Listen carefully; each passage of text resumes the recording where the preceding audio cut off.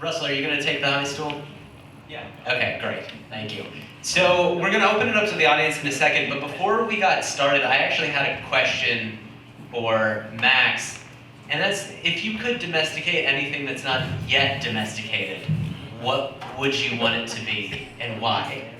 And then Alex, you move over here. I move over to us? Yeah. We're shoveling. Okay. I'm gonna say your mic, I'm not touching Max. I got the smart shit this time. Alright, cool. Oh man, I've never been asked this question before. It's tough to re-engineer because it's great to imagine like the amazing, delicious things that we could have. Oh, shoveling again. Guys, we haven't done this for 2 years. It's so great to be back. Me and my weird friends. Something delicious. Yeah? I don't know. I don't have a great answer to that question. Okay, well, I think why I ask is that all of this stuff that we eat now is yucky in nature. Like, it was yucky. It was yucky. Oh, it was Like, yucky. Yeah, no, Yeah. I love it. I'll eat pumpkin for days. But, like, how did people know, like, this one, I want to keep eating this, even though it, like, olives kill you. Oh, they didn't. You know what? I'm gonna say I don't think they knew. They Like, don't know? I think you just pick and you run with it. Like our world. What if they picked different stuff? The stuff that we eat in the grocery store would be totally different, even if we had grocery stores. I don't want to get into all that. But yeah, what we have is just because people picked that. They just picked it. They just picked it. Or it happened by accident. Did you guys know that rye was domesticated by accident? It was a weed. It was a weed that grew in barley fields, and because they were domesticating barley, the weeds got domesticated too, so now we have a whole other grain totally by accident. No, I didn't know that. I'm out of here. Okay, I got a question, and then we're gonna open it. Okay, so in the presentation, I've been thinking about this since you ran it by us. There's a part where you talk about banana candies and how they taste like old bananas. Did they have like old people come in that are like, ah yes, the past, the old country captured in this candy? Or is it like kind of like an assumption people make about the difference between the two? They made the candies back when the old bananas were around, and they just didn't change it because people are used to it. No? Okay. Yeah. Does that make sense? We didn't really explain, but yeah, flavored candy is based on the Gros Michel. So yeah. Bad name. Wait, was it also like that's insane? Like that's too fitting. It's Grosmichel. I'm butchering it. It's probably not Gros Michel. Is that why? It's supposed to be spat. Okay. Spat. It's the big Michelle. Oh, spats. Is that why grape soda and like grape candy doesn't taste anything like grape? Because it doesn't, right? It doesn't taste a thing like grape. Yeah. This could all just be a lie that the candy companies are telling us to cover their asses. I have a question of how long does it take to like selectively breed something? Like I want a trait, of some plant. Like how long will it take me? Oh, that's an impossible question. Is the trait already there? Yes. No. No? No. Because if it's already there, then it's something that you can just keep breeding back in over and over and over again. If it's not there, then you're gonna have to do some funky genetic stuff, which we can do. It's possible, but that might take a little bit more time. How much time? Years? Like in my lifetime. Oh yeah. I mean, that's what scientists do, right?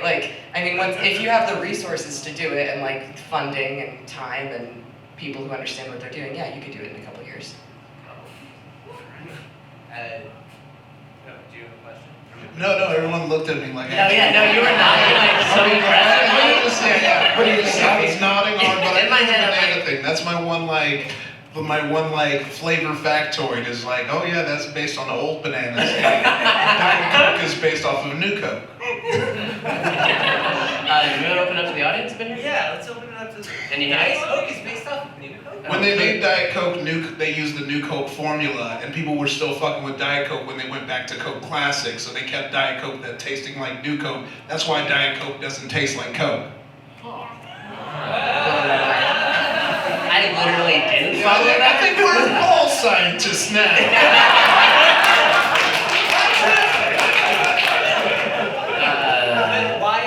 Why then is Diet Pepsi the best soda? That's just That's so objective. someone already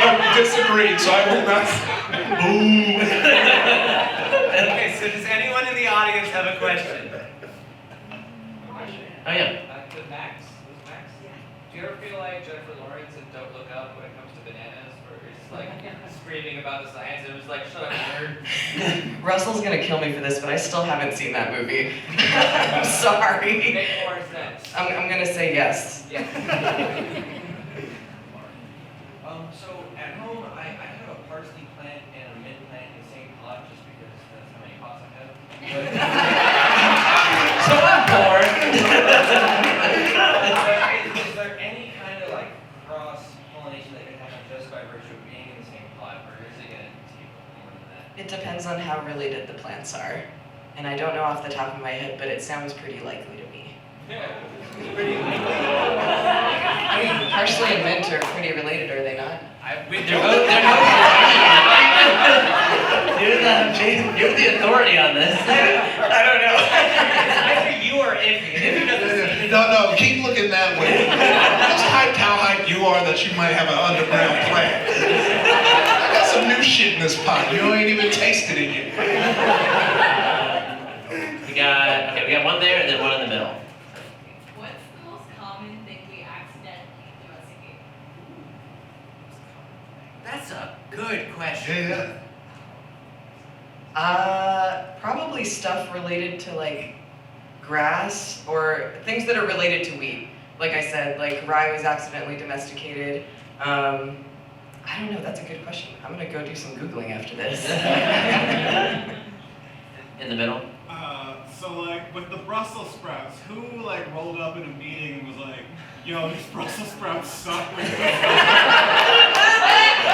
did they decide?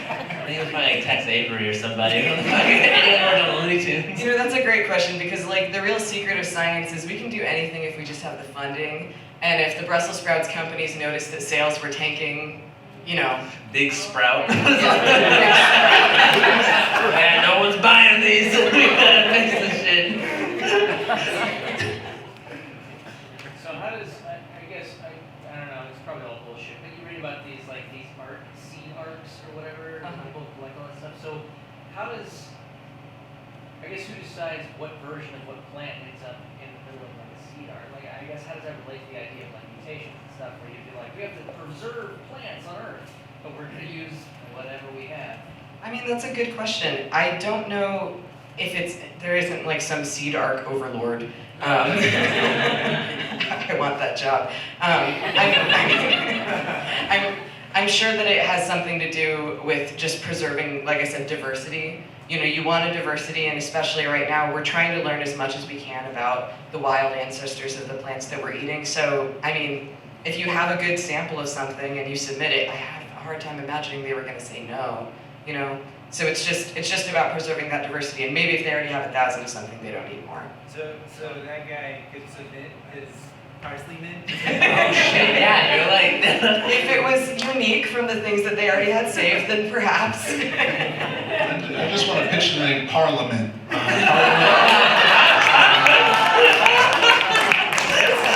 That's so much, because I was going for mint. Anyone over here have a question? I've been looking in this direction. Oh, you got one there. What are we growing on Mars? We're growing things on Mars? What, wants to know what will be growing on Mars? I don't know anything about space. Yeah, it's a pretty Earth-based show. But I will, okay, so I'm going to tangent off of that and use this as an excuse to tell you guys something else cool about what we're doing with plants. This is why I love having scientists, they're so good at tangents. So the one thing that I know, I'm also not a mathematician, so sorry guys. So one cool thing that we are doing in space is that we're using space radiation to mutate plants faster. So like I said, like the mutations, they happen naturally, but there's actually things that we can do to just kind of speed that up, speed run evolution a little bit. That's like the premise to like so many horror novels. Oh, I know. I was telling these guys in one of our meetings that like one of the ways that we've been domesticating plants since like, I don't know, like the mid 1900s, this isn't like super new, is they'll plant like a radioactive core in the ground and then surround it with rows of crops and just let it do its thing. Just let it mutate the stuff, and then if it does something cool, they'll breed it back into other things. We've been doing that for decades, and no, it is not labeled as GMO. We got a hand back there. So I have a question sort of for everybody. There are, those grapes that taste like cotton candy. Yeah. If you guys had to pick a flavor to fuse into like a veggie or a fruit, what's your flavor? Oh, miso, definitely. I want an umami fruit. Jesus Christ. What kind of answer is that? No, see, I don't have a good answer though. I just want a sour grape. That's just a fucking raspberry, so. I don't know, cotton candy, there's range there. Maybe like a nice sarsaparilla root beer tasting type of thing. We're like, all right, that's some kick. If we could make vegetables taste like Pringles, I'd probably eat a lot. I want to agree with that. That's great. But wait, we do. We turn vegetables into Pringles. I know, but what is that distinct Pringle flavor? It's not the potato. Does anybody else have any questions for anyone on the? I have a question about animal domestication. Which animal is currently being domesticated that maybe people wouldn't know about? Like not foxes, something other than foxes. So there's other self-domesticated animals. So one of the big ones that are studied are bonobos. And so they compare bonobos to chimpanzees a lot. So I don't know if people know this, but chimpanzees are violent as fuck. So chimpanzees go to war.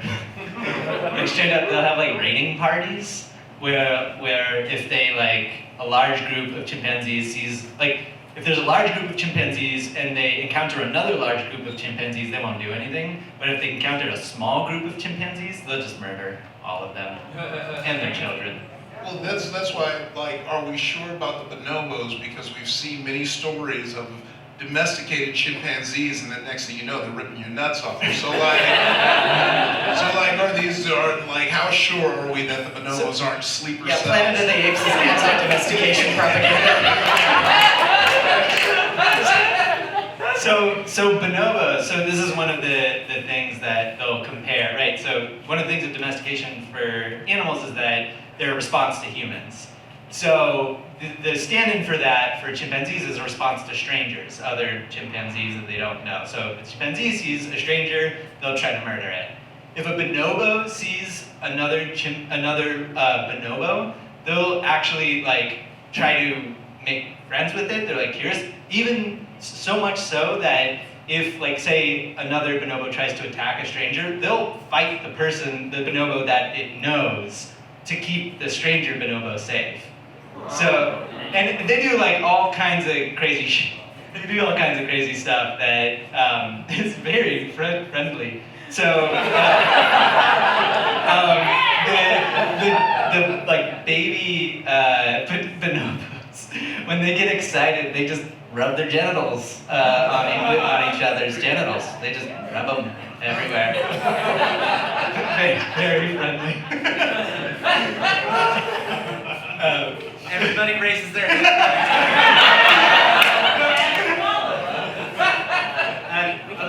Harrison already. I will get to you next, but that person raised their hand for the first time.